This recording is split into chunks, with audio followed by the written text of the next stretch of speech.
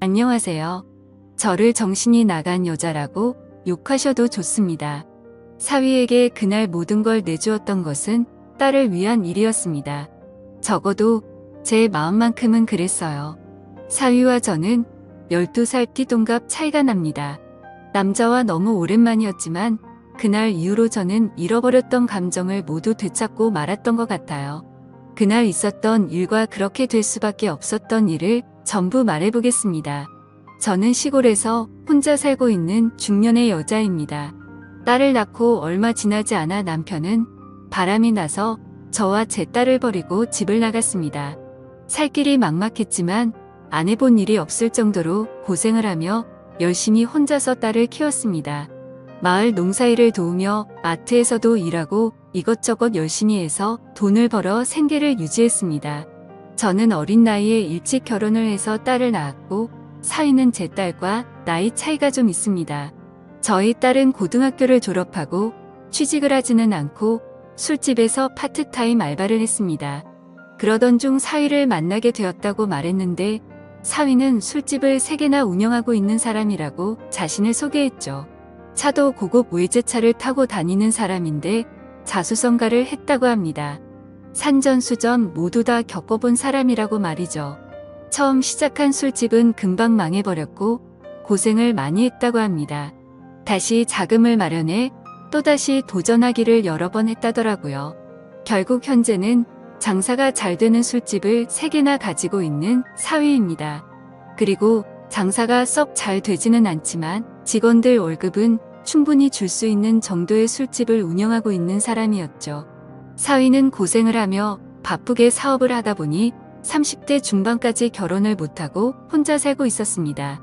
그러던 중 사위가 운영하는 술집 중 한 곳에서 제 딸이 일을 하게 되었다네요. 사위는 처음에는 저희 딸에게 관심이 별로 없었다고 합니다. 30이 넘은 나이에 20대 초반인 저희 딸 아이한테 관심이 가지는 않았다더군요.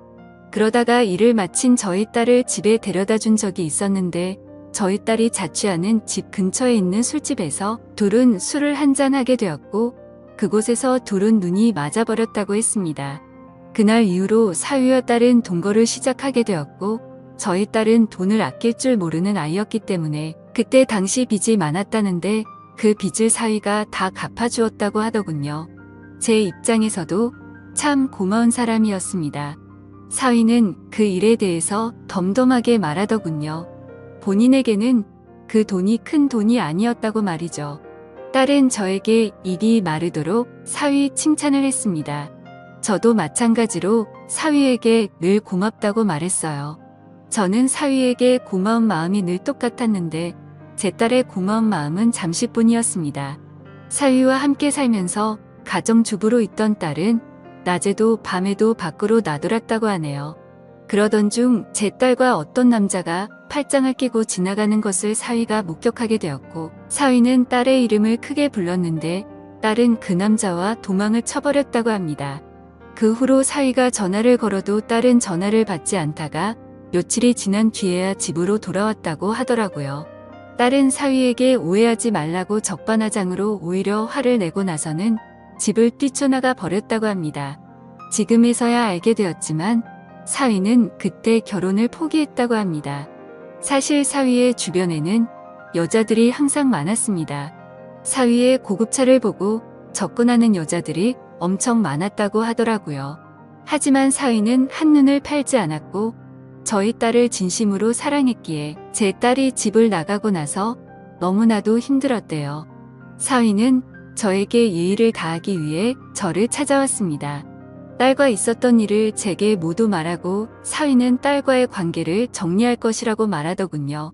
제가 살고 있는 허름한 시골집을 다시 지어주겠다고 약속했던 사위였습니다. 그렇게 착한 사위가 저희 딸 때문에 상처를 받은 이야기를 들려주는데 미안한 마음에 저도 모르게 눈물이 나더군요.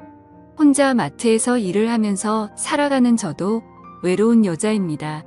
하지만 제겐 가장 소중한 딸 하나 있는 거 그게 위안이었고 그 딸 걱정으로 그 모진 세월을 견디며 보냈습니다. 딸이 얼른 좋은 남자 만나서 안정이 되었으면 하는 바람으로 살았죠. 사위를 만나 함께 사는 딸을 보며 좀 안심을 하고 있었는데 사위가 찾아와서 하는 얘기를 듣고 저는 충격을 받았습니다. 한참을 멍하니 있다가 사위가 일어나려고 해서 저는 잠깐만 기다리라고 말했고 사위에게 저녁 식사를 차려주었죠. 사위와 저녁을 먹으며 같이 술을 마셨는데 사위는 술이 오르는지 점점 많은 얘기를 하더군요. 사위는 저희 딸이 집을 나가서 너무 힘들다는 얘기도 했습니다. 그리고 자기가 어떻게 살아왔는지 얼마나 고생을 했는지에 대해서도 얘기를 하더라고요. 사위가 고생한 얘기를 할 때는 저도 눈물이 나더라고요. 저도 사위 못지않게 고생을 하고 살았던 것이 생각나 동병상련의 마음으로 울었습니다. 술에 취해서 그랬던 건지 사위도 울고 저도 울었습니다. 사위는 제가 얘기를 잘 들어줘서 고맙다고 하더군요. 저는 사위가 고마웠습니다. 딸과 짧은 기간 동거를 했을 뿐인데 사위는 저에게 예의를 다하기 위해 저를 찾아왔으니까요. 사위는 결국 딸과 헤어질 수밖에 없다고 얘기를 했고 저는 사위에게 뜻대로 하라고 말했습니다. 그리고 울고 있는 사위를 토닥여주며 안아주었습니다. 못된 딸 때문에 상처 줘서 미안하다며 사위를 안고 저는 이렇게 위로해 주었습니다. 이 말에 사위는 어린 아이처럼 엉엉 울더라고요. 사위는 한참을 울더니 누가 먼저라고 할 것도 없이 저와 사위는 사고를 치고야 말았습니다. 저는 너무 부끄러웠습니다. 하지만 사위가 원하는 대로 하도록 해주는 것이 딸의 죄를 조금이라도 씻어주는 길이라고 생각했습니다. 물론 사실 저도 좋았습니다. 어떤 남자도 저에게 주지 못했던 감정을 사위가 저에게 주었습니다. 다음날 아침 저는 사위에게 식사를 차려주었는데 사위는 허기가 졌는지 허겁지겁 식사를 했습니다. 그 모습을 볼 때 제 마음은 너무도 흐뭇했습니다. 밥을 먹고 사위는 돌아가게 되었죠. 저는 사위를 보낼 때 이상한 마음이 들었습니다. 딸을 걱정하고 사위에게 미안한 것이 아니라 사위가 가는 것이 아쉬웠습니다. 저 갈게요. 이렇게 말하는 사위에게 저도 모르게 언제 또 올 건지 이렇게 물어봤고저도 모르게 나온 이 말에 깜짝 놀랐습니다. 사위는 대답을 하지 않고 그대로 갔습니다. 사위는 그날 집으로 돌아가서 딸의 짐을 모두 밖에 내놓고 딸에게 짐 가져가라고 연락을 했습니다. 딸은 별말 없이 가서 짐을 가지고 갔는데 사위는 그렇게 마음이 아프지 않았다고 합니다.